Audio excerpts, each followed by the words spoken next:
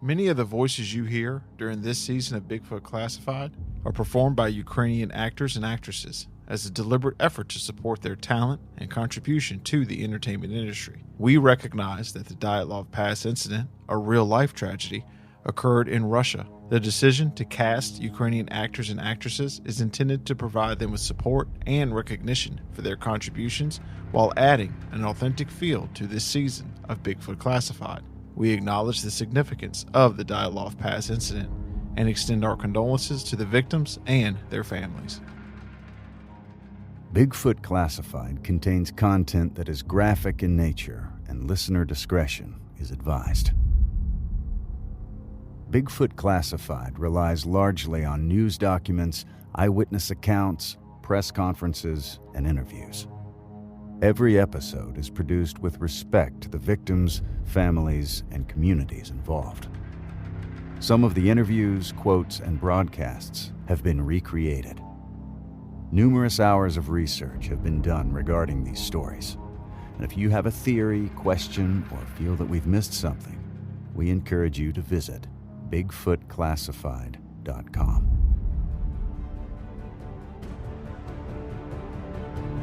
This is Bigfoot Classified.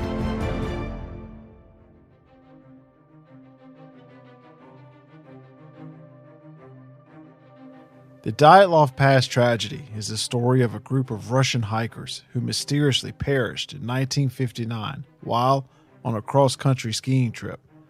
The story of the 9 fated hikers has ever since become cemented worldwide as one of the biggest mysteries of all time. There have been many explanations for what occurred, but none have been able to account for all the peculiar facts. We're investigating the conspiracy surrounding the 1959 incident, ranging from the absurd to the plausible. This is part 3 of the Dyatlov Pass incident.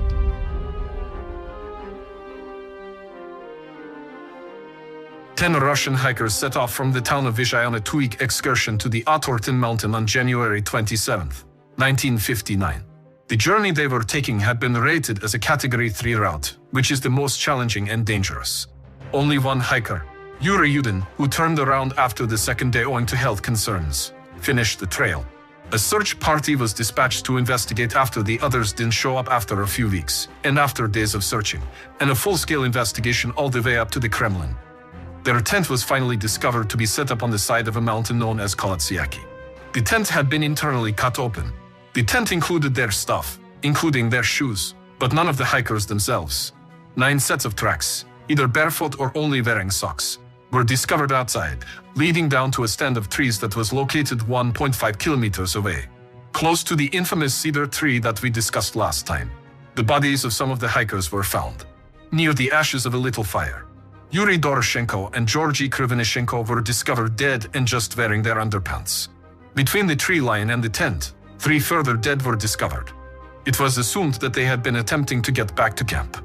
These first 5 hikers' autopsies all concluded that they had died from hypothermia. However, when the final 4 hikers' bodies were uncovered, it sparked a conspiracy that still haunts the world years later. The final 4 hikers were found 246 feet farther into the woods, in a ravine. 3 of them had died from severe wounds. 1 had sustained significant head trauma, while the other 2 had experienced severe chest trauma.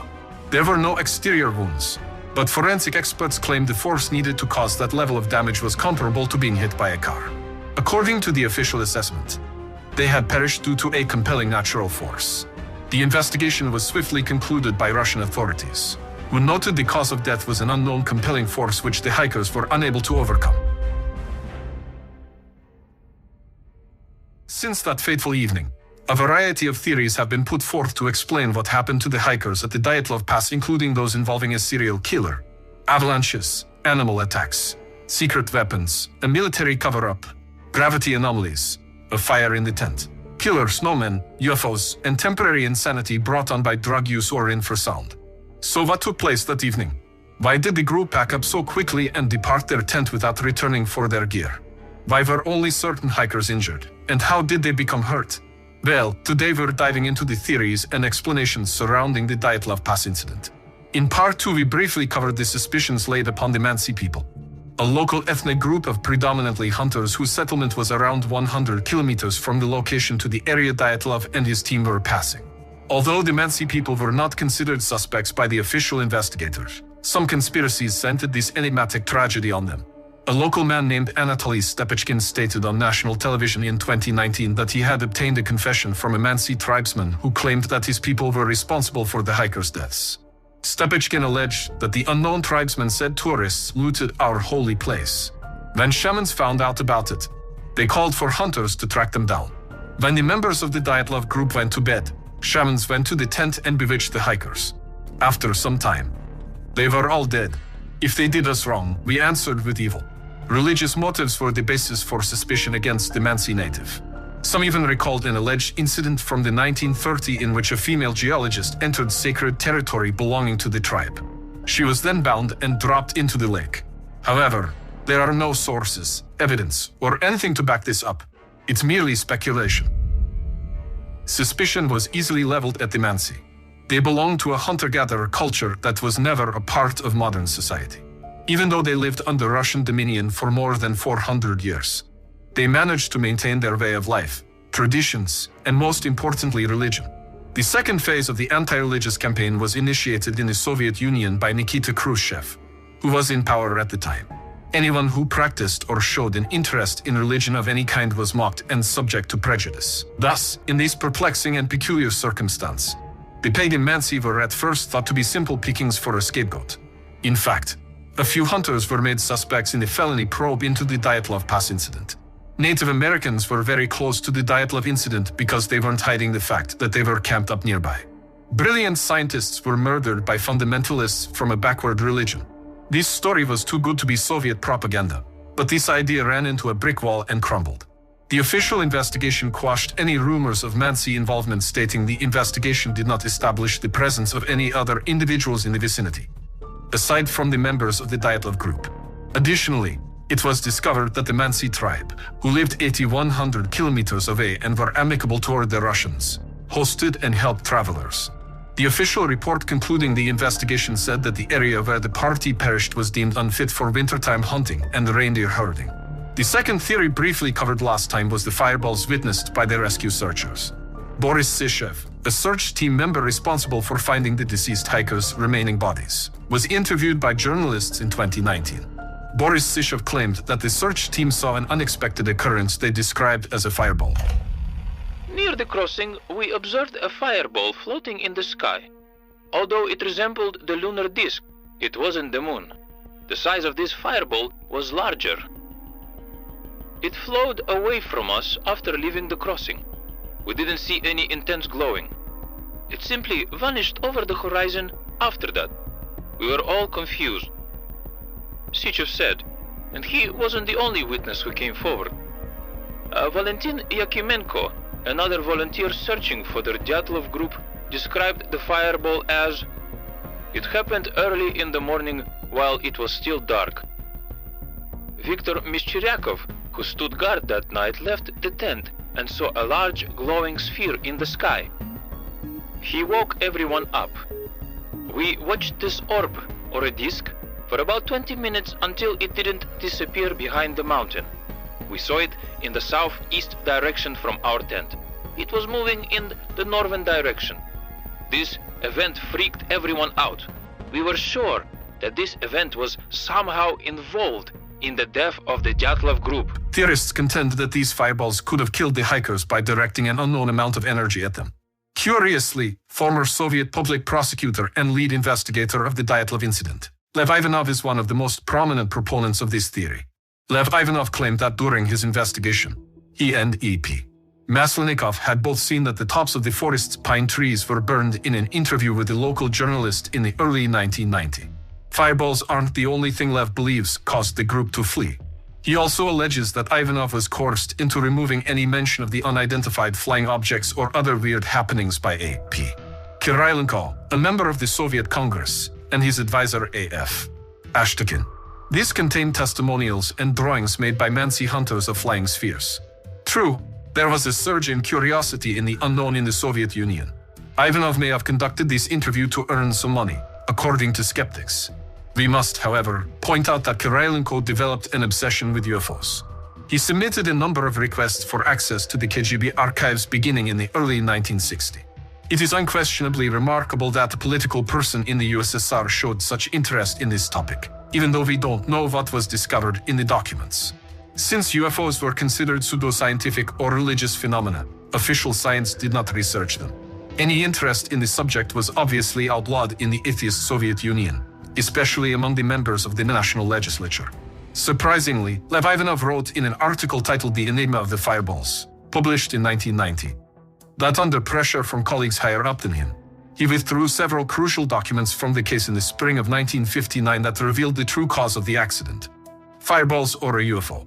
A few young pine trees at the border of the forest showed burn marks when E.P. Maslenikov and I studied the site in May, but those markings lacked a concentric form or any other pattern. No epicenter was present.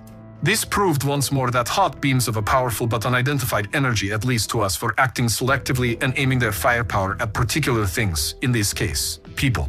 Notably, Kirilenko later claimed to have received letters from the KGB chairman regarding sightings of unidentified flying objects. It's not a coincidence that UFOs were reported by these hikers in the Ural Mountains, in the place of the dead. Don't go there. And so on, ufologist Philippine Brogno said on History Channel's controversial Ancient Aliens show. I believe that many UFO sightings come in here from a parallel reality, and they come from portals. This area may be a hot portal. The orbs themselves could have been a life form. The orbs themselves could have been extraterrestrial probes. Bill Burns, another TV ufologist, said. It could have been inadvertent.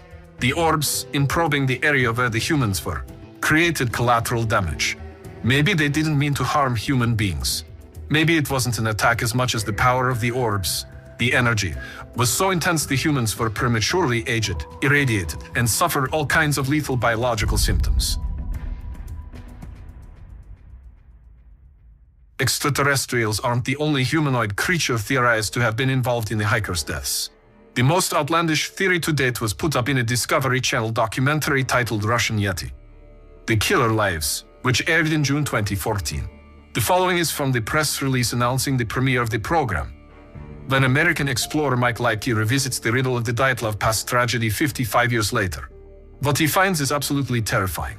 Following the trail of evidence, Mike finds proof that the hikers were not alone. A photograph, taken by one of the hikers a day before they died, that suggests that they encountered a Yeti. The wilds of Siberia and the Ural Mountains to the west are said to be home to Yeti-like creatures. But, as everywhere else these so-called hairy hominids have reportedly been observed, no one has come forward with concrete proof of their existence. The Dyatlov Pass incident, according to this show's host Mike Leipke, confirms they are real. I knew this was not the result of an avalanche as soon as I discovered one of the students was missing a tongue, Leipke added. Something tore out this woman's tongue. Naturally, Leipke concluded that only a Yeti could have been that something. He provided more proof in the form of a purported image of the Yeti taken by a member of the Dyatlov expedition. The image is a black and white picture of an area covered in snow.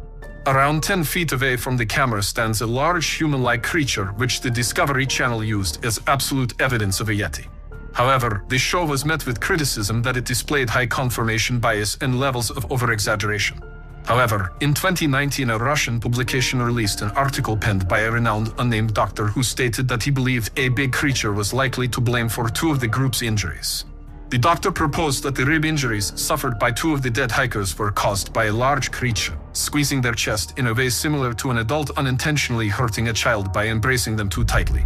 However, the alleged famous doctor chose not to share his name out of fear of humiliation with the paper, stating the famous doctor requested not to disclose his name because he was afraid of being mocked. Another infamous theory behind the fate of the hikers at Dyatlov Pass is that all 9 who met their deaths were secretly undercover KGB spies.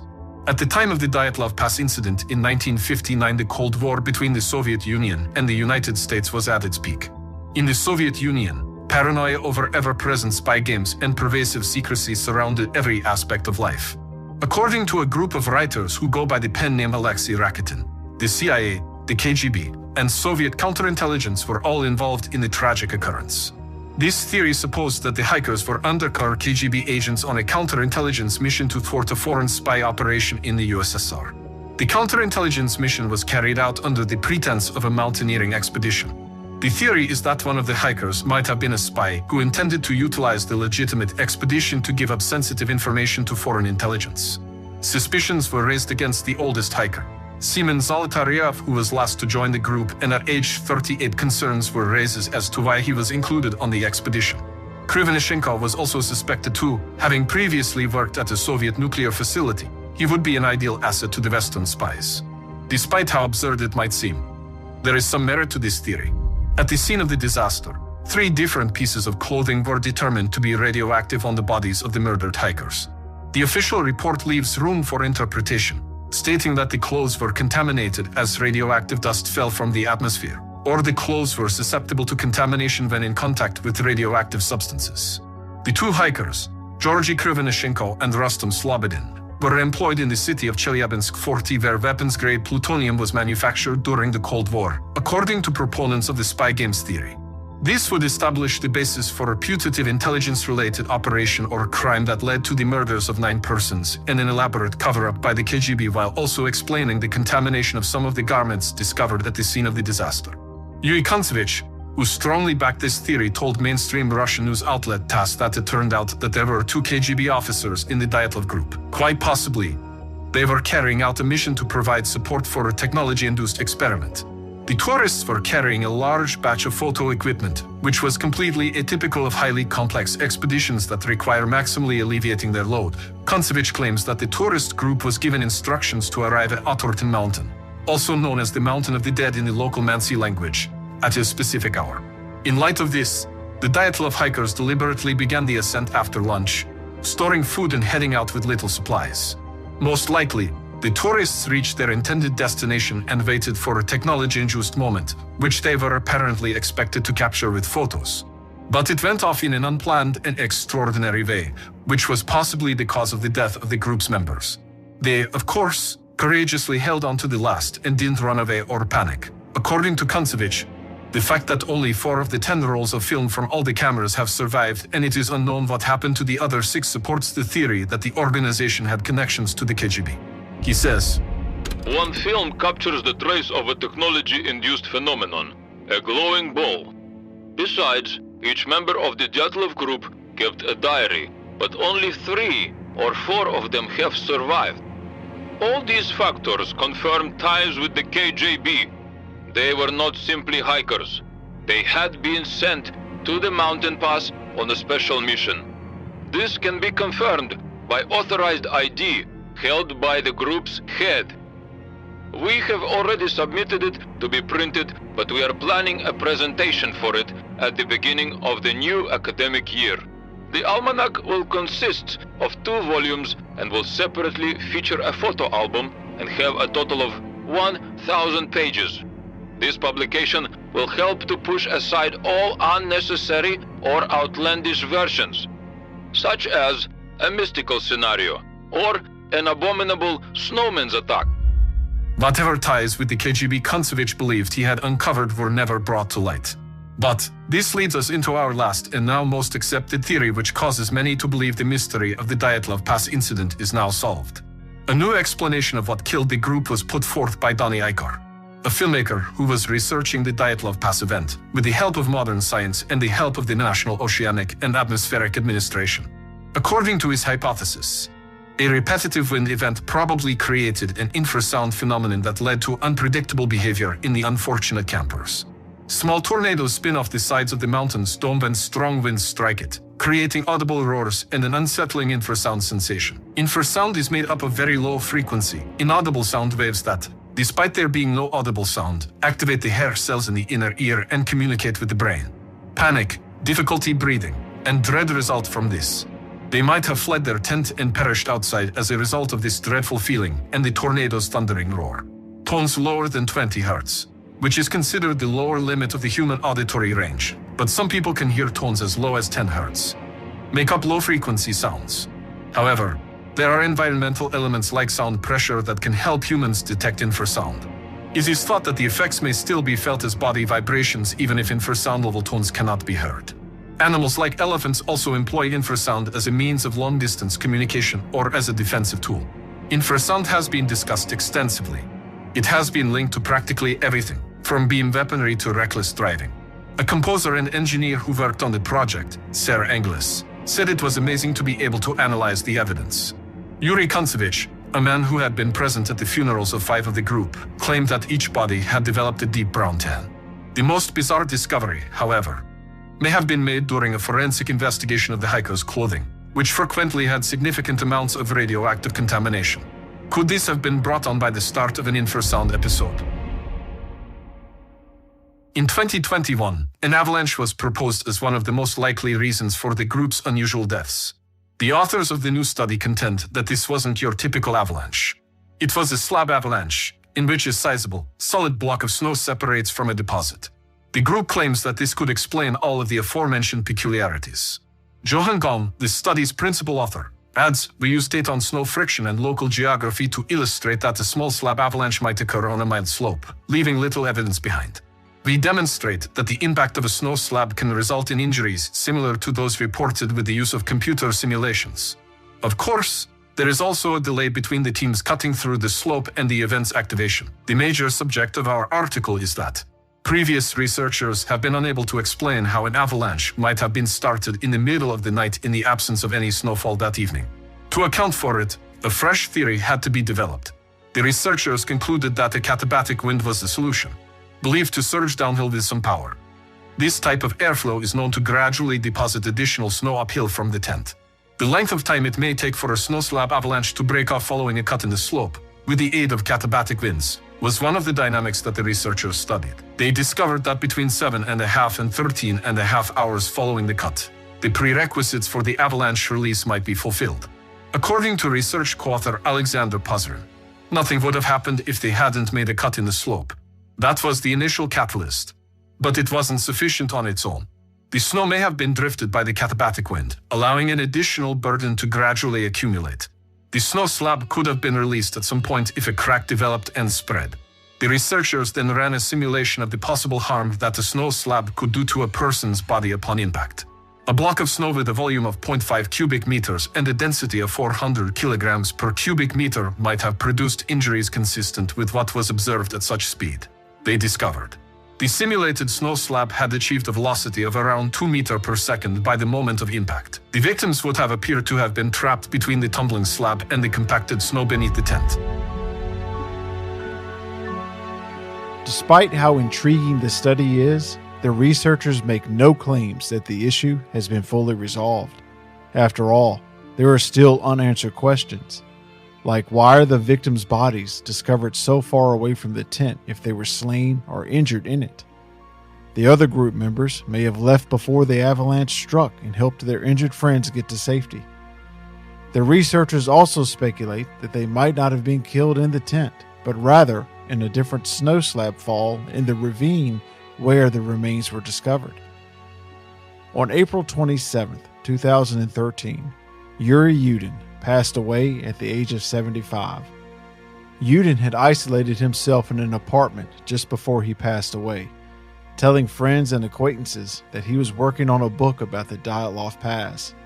So what I will leave you with today are some of the last words written by the Dyatlov Pass incident's sole survivor, Yuri Yudin, and his insight into what he believed really happened. This is my attempt at finding out what happened to my friends that fateful night. It would have to take more than a snowstorm to take out 9 experienced trekkers. This is everything, every piece of evidence, every single phenomenon.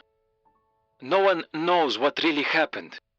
Not even the authorities have given us an answer that would explain everything. The government said it was an avalanche. It did fit in with some evidence and the causes of deaths, but left so much more unanswered. It didn't justify how the footprints of all 9 people were of those walking at a normal pace. If there was an avalanche that was severe enough for them to cut the tent and everyone was in a panicked hurry, why would they walk instead of running? In addition to this, the location of the incident showed no obvious signs of an avalanche. And since the incident, over 100 expeditions were held to the region, and none of them reported an avalanche. The tent had not collapsed in a horizontal direction, but from the side, and thus it definitely wasn't an avalanche from the top that crashed it. Most importantly, I have complete faith in the intelligence of Igor Dyatlov and Comrade Zolotaryov. They were two of the smartest mountain hikers in the country, and they would never camp in the path of a probable avalanche. The people saw the inconsistencies as well. Several articles and books were written on our tragedy. Each person had a say in it, and unfortunately, the death of my friends was now being treated as a tool for entertainment. I had to bear through this for the sake of justice, and I still bear through it to this day. Some people believe that it was the peaceful Manzi tribe which killed my friends, while others say it was the mystical monster, Yeti. I am not naive enough to pay any heed to these theories, for if they are true, justice is almost impossible to attain. The most scientifically accurate answer someone could come up with was katabatic winds. These occur on rare occasions and are extremely violent. There was a similar case in Sweden, where 8 hikers died and 1 was severely injured because of these winds. Both of these places are geographically similar, and it makes sense that the same fate was bestowed on my friends. However, none of it explains one major detail. None of these theories reveal why there was a good amount of radioactivity around the entire campsite. Russia in the 60s was a place devoid of a just system. Corruption was at its peak, and the government's priority was always to save face amid tragedy, rather than go for the cold, hard truth. In the Cold War era, the truth was the one thing that no one cared about, and every man stood with the Soviet Union. You can't switch sides after you have pledged your undying allegiance to your country. My compatriots were caught in the crosshair of something much larger than them, and I don't know how to bring them to justice. It has been 50 years, and my country keeps failing my loved ones. Even today, there are people who plead to the government for the truth. I have given up, but those people haven't. I can explain the radioactivity. I know what happened. I might be taking this to my deathbed, for it's a dangerous thing to say, but I blame the Russian government for the deaths of my friends. There were apparent UFO sightings around that region, which the police didn't talk about. Some people spoke of the parachute mines, and that's what I believe. I believe that it was a military exercise that killed my friends, and that the government is responsible. I could go public with this, but like everything in Russia, the government doesn't change. It cares more about its authority and ego. It doesn't care about Lyudmila Dubinina or Igor Dyatlov. Yuri Doroshenko is just another name for them. However, if they admit to their fallacies, their power would recede, not by a lot, but surely their ancestors would be uneasy. I have to move on without the comfort of the truth. I have to move on without talking to my comrades' families and shedding a tear of closure with them. Every time someone talks about the Dyatlov Pass case, my name would gleam like the sore thumb it is, and maybe they would even blame me for this dirty operation that the government did. If someone is reading this, I want you to know that I, Yuri Yefimовich Yudin, the sole survivor of the Dyatlov Pass tragedy, have lived years of speculation and misery. I'm not sure if I can anymore. My life has been too long and too generous for me. All I have ever wanted to achieve